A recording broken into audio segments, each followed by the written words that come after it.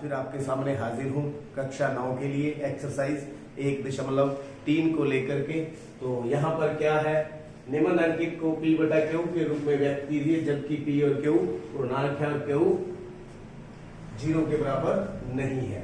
मतलब P बटा Q के रूप में लिखना है, हमने परिमेय संख्याओं के रूप में लिखना है।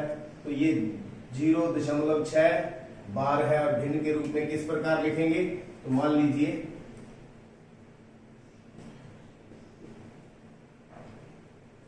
x बराबर 0.6 बार, या हम इसको किस प्रकार से लिख सकते हैं 0.666 ऐसे कर।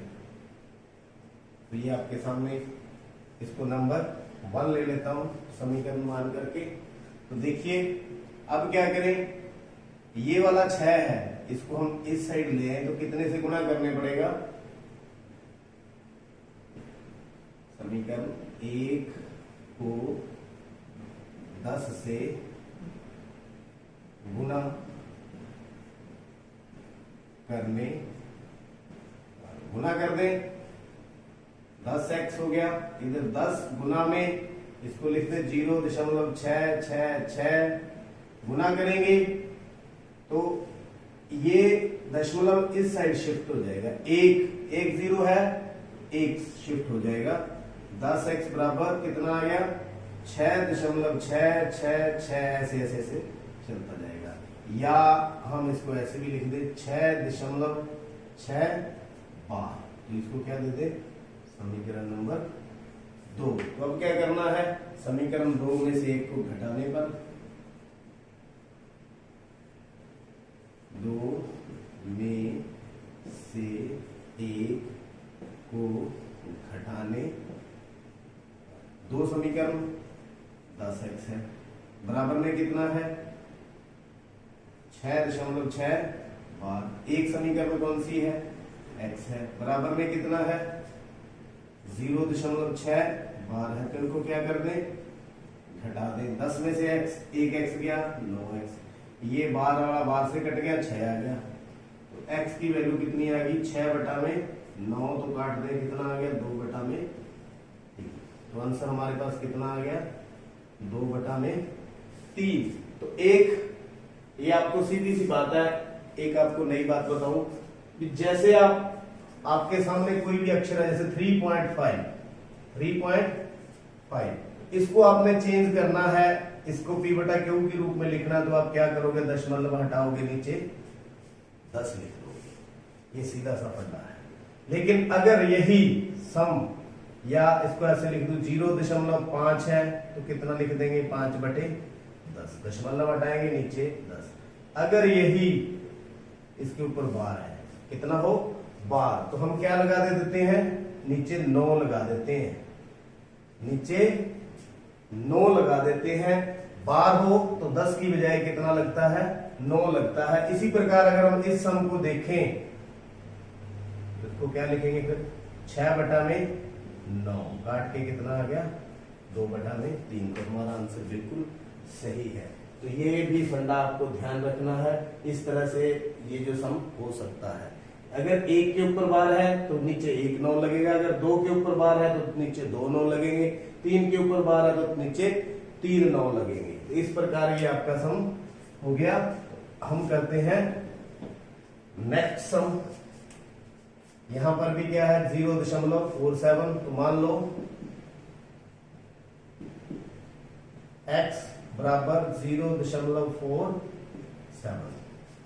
सबसे पहला जो स्टेप हमारा होगा, जो बार वाली टर्म है वो दशमलव के इधर रहनी चाहिए, सीधी सी बात है। तो क्या करें, 10 से गुना करें,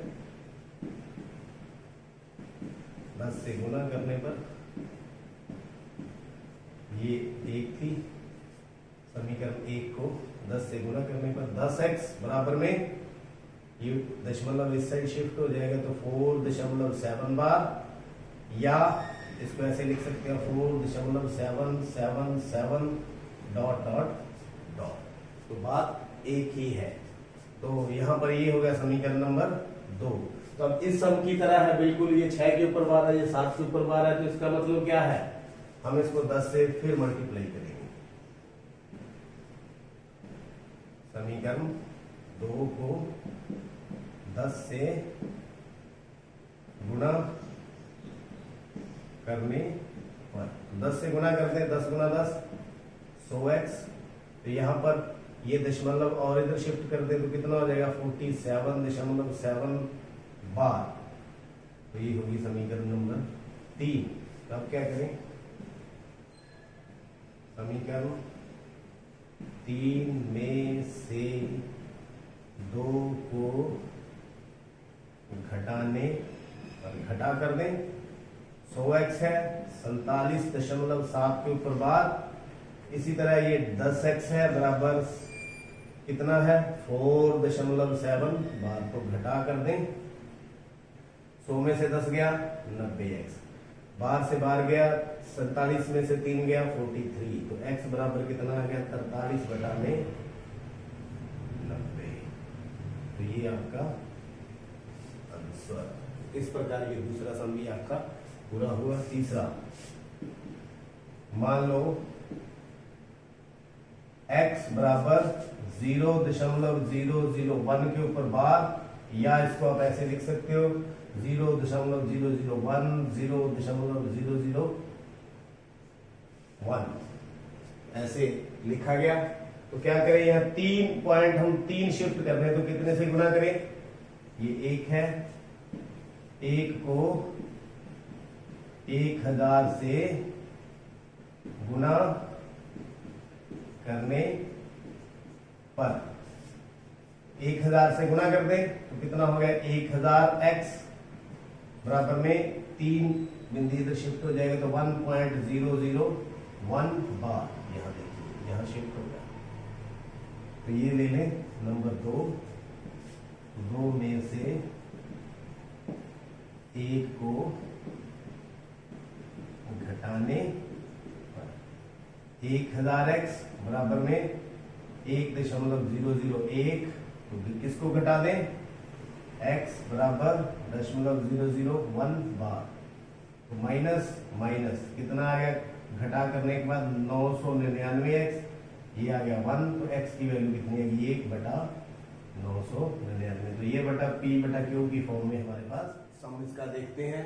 फोर्थ सम क्या है, ये भी बिल्कुल वैसा ही है, p/q के रूप में लिखना है, ये हमारे पास है। तो हल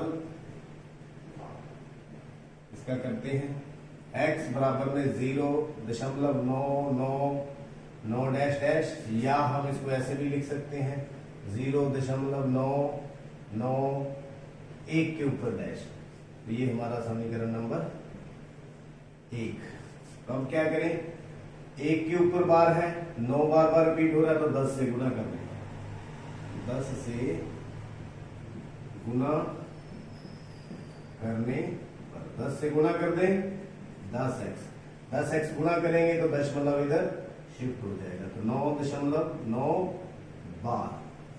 अब घटा कर दें, 2 में से 1 को घटाने पर, तो घटा कर दें 10x 9.9 बार, x बराबर ये वाला 9 बार।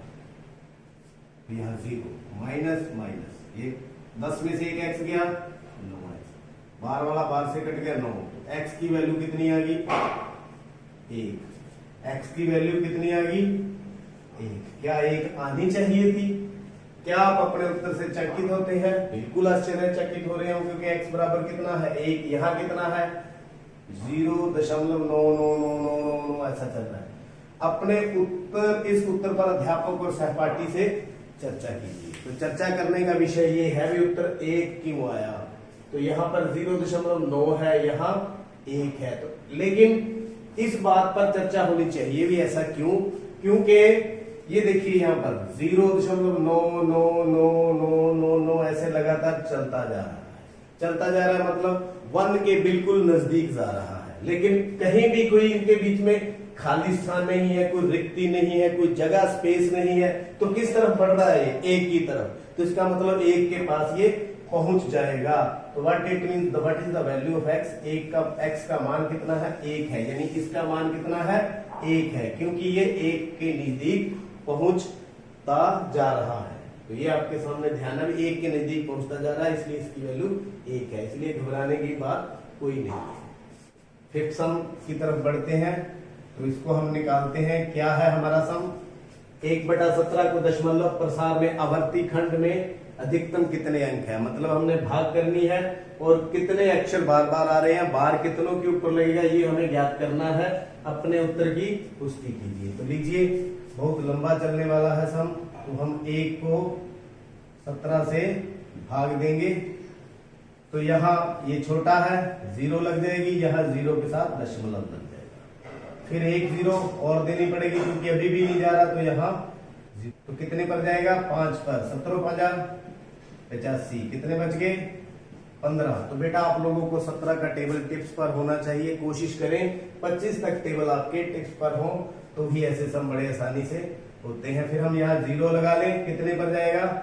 8 पर जाएगा। 17 8 136, 856 5, तो 10 में से 6 गए 4, तो यहाँ 14 बच गए, यहाँ आ जाएगी 0, कितने पर जाएगा? फिर उसी पर जाएगा 136, कितना बच गया? 4 बच गया। 4 बच गया, तो यहाँ हम क्या ले लें? 0, तो कितने पर गया? 2 पर। 17 दूना 34, कितना बच गया? 6, यहाँ क्या दे दें? 0, तो 17 दिया 51, कितना बच गया? 9। 9 बचने के बाद क्या दे दें हम?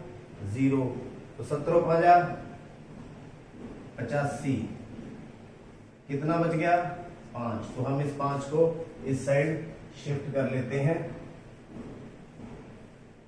17 से भाग देना है हमें, तो यहाँ 0 आ जाएगी, तो 17 दूना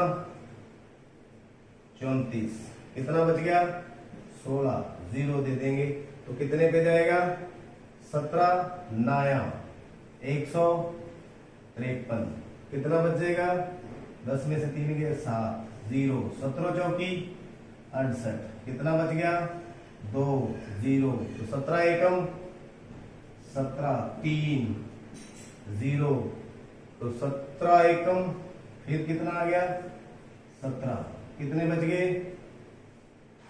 13, तो मैं 13 को फिर आगे शिफ्ट कर देता हूं, ये 5 को शिफ्ट किया था, अब हम 13 को शिफ्ट कर देते हैं। भाग कितने पे चल रही है? 17 पे नहीं जा रहा, तो 0 यहां पर हम लगा लेंगे, कितने पर जाएगा? 17 7 119, 10 में से 1 गया, 10 में से 9 गए 1, कितने बच गए? 11, यहाँ क्या लगा लेंगे? 0, तो 17 छिक्का 7 को 6 से गुणा करेंगे 102, कितना बच गया? 8 0, तो ऐसे ऐसे चलता जाएगा, देखते हैं कितना लंबा ये चलेगा। 8 पे पहुंच गए हम, तो 0, तो 17 चौकी 68, कितना बच गया? 12, तो यहाँ 0 आ जाएगा, तो फिर अब कितने पर जाएगा? 17 7 119, कितना बच गया? 1, तो यहाँ शुरू में हमें कहां से शुरू किया था? 1 से, तो अब वापिस कहां पहुंच गए? 1 पर। तो इसका मतलब इसी की रेपिटेशन दोबारा से चलती रहेगी। तो देखते हैं, 1 2 3 4 5 6 7 8 9 10 11 12 13 14 15 16, तो 16 अक्षरों के ऊपर ऐसे बार आएगा। तो इसका मतलब क्या है? अधिकतम कितने अंक हो सकते हैं? 16। तो दशमलव प्रसार के आवर्ती खंड में 16 अक्षर होंगे, तो दशमलव प्रसार के आवर्ती खंड में 16 अंक होंगे। तो ये आपका आंसर। कितने अंक होंगे? 16। तो उम्मीद करता हूं ये आपको अच्छी तरह से समझ आ गई।